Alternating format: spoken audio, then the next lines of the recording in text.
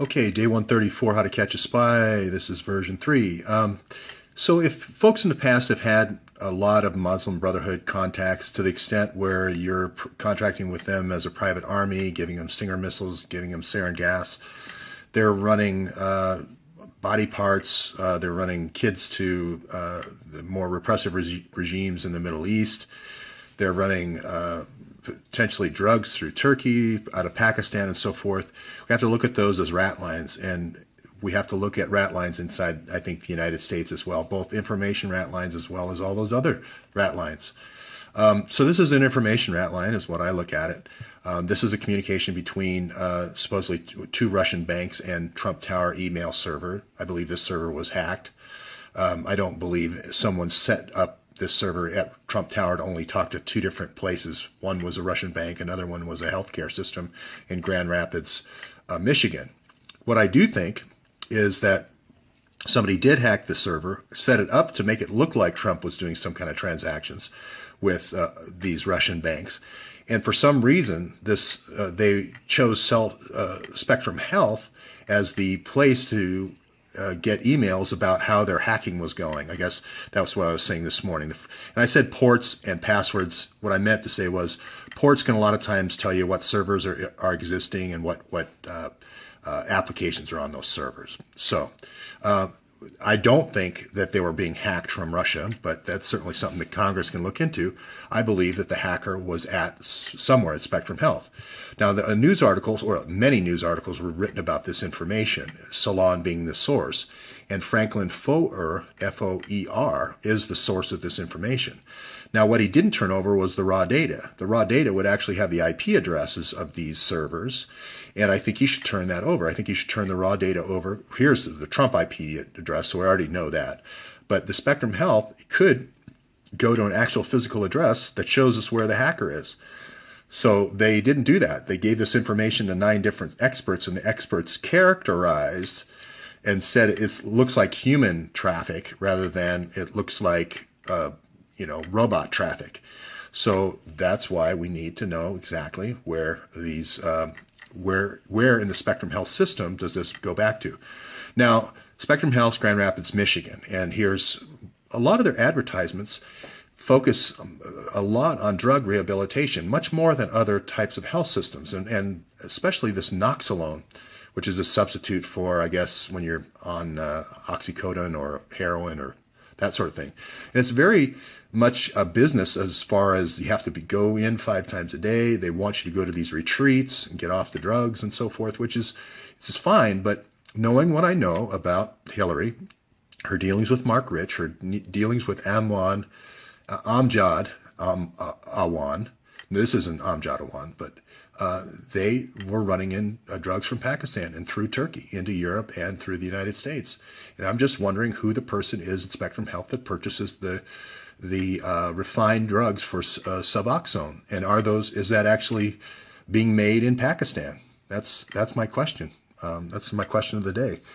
The other thing is the reason why we need the raw data is to find out if the people involved have a political motive. For instance, this is Fethullah Gulen right here.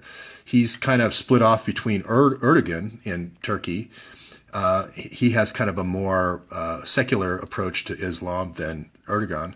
But the thing is, he has universities in 140 different countries. He has all these like little kind of childcare type universities and so forth, which, where are they getting all the money for that? And there have been many people who have speculated that the drug money through Turkey and now through the United States is funding all of these, all of his schools all over the United States. Now, one of the strongest supporters in the United States is also from Grand Rapids, Michigan.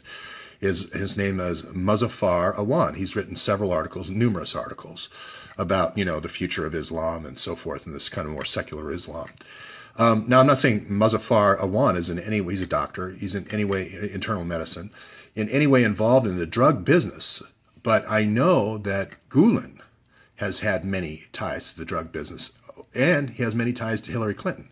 So I'd like to see that detailed data of who at Spectrum Health, where does that actually go to on a physical location? Where was that conversation coming from? This is something the DOJ could go to work on tomorrow or today. The other thing, this is on the FBI point, the FBI doesn't have to order the wiretap. A wiretap can be ordered by the DOJ. Loretta Lynch could order the wiretap, or her seconds or thirds could order the wiretap and present that to the first judge. The first judge denied it. They could take it to this court of three, this court of review. These are all Clinton appointees, and I think they only need two judges versus the one to get the warrant. So just because Comey's denying that the FBI issued the warrant, that doesn't really mean anything. It's really about him saying the DOJ didn't issue any warrants. Again, I think we got to look at the top secret clearances for these folks. Got to look at all of their log activity, because I don't know that the Awans, what they were doing. No one seems to know. Were they logging into Spectrum Health in Grand Rapids? Were they logging into Trump Tower? I don't know. We don't have the proof. This is where I think the FBI needs to get involved. Again, it's not like we don't have problems here. We've got 20 burglaries.